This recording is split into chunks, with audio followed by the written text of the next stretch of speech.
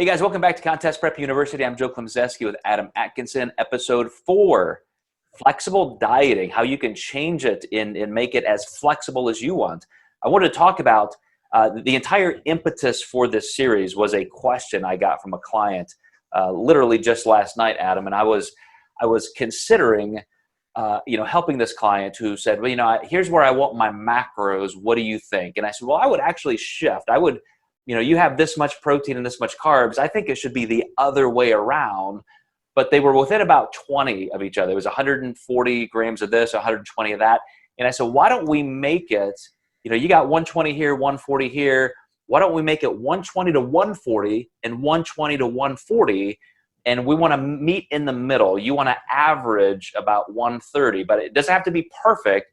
It just means that if Monday you have 120 grams of protein and 140 grams of carbs, you could have had that in reverse. Or maybe the next day it's 130 and 130, or 125 and 135.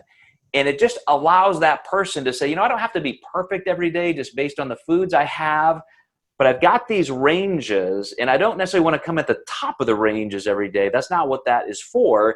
It gives me the flexibility. And what if outside of those two, what if I have 5 extra grams of fat? Maybe I can reduce carbs by 10.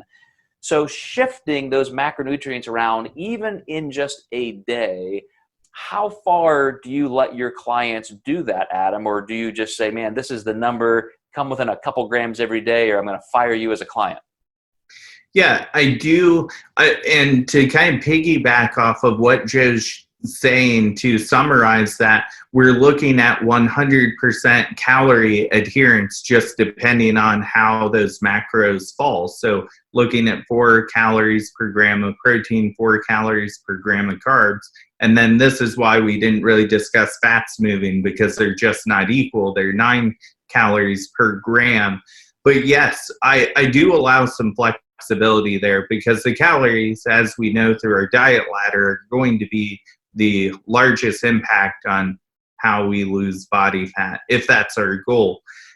I will say with competitors, I like to be a little more strict, but a lot of times my clients might go out for a weekend and they want to have a little more fat, or they want to have a little more carbs, and they're doing a vacation, something that's just not real regular.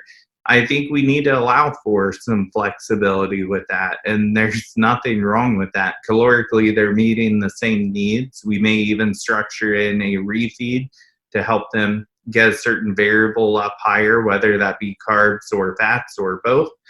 It can definitely be swung, and you can still come to the stage shredded that way as well.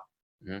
Yeah, and I would say having a 20-gram budget of flexibility there is the most I would do for a competitor. That's a pretty wide margin, but in reality, when you're talking about 120 to 140 grams, you're still looking at only about 15% of a change. And so, you might tighten that up within 10 grams, but it still allows them to feel like, well, if I was 5 grams over, 10 grams over here, I didn't blow it. I wasn't wrong or doing something inaccurate.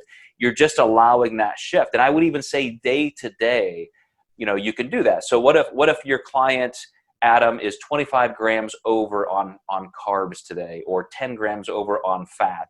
Would you say it's okay for the next day to try and make up for it, try and come in about 25 grams less, and so we're still getting that same weekly budget of food?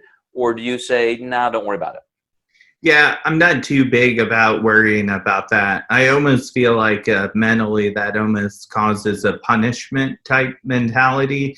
And you can really get into a wild accumulation of days with people where they're like, well, yesterday was bad and this day was bad. And then they're going down this rabbit hole of maybe eating nothing the next day. So obviously with that, there's a conversation of tightening things up a bit. But I'm pretty flexible on that. Yeah, I totally agree that you cannot. And I even told this particular client, I don't want you to be 700 calories over one day and then 700 under the next day. We're talking about very small margins where you're just saying, I'm gonna try and make sure I get back on track. But I would agree, if that was out of just sheer hunger, there may be a bigger issue, and the macros actually need to be adjusted. But that all comes out with the analytics of how the week actually went. So we're gonna continue this conversation in our fifth and final episode of the series, and we're gonna tie in that exact point. How much intuitive eating can you really use and still stay on track?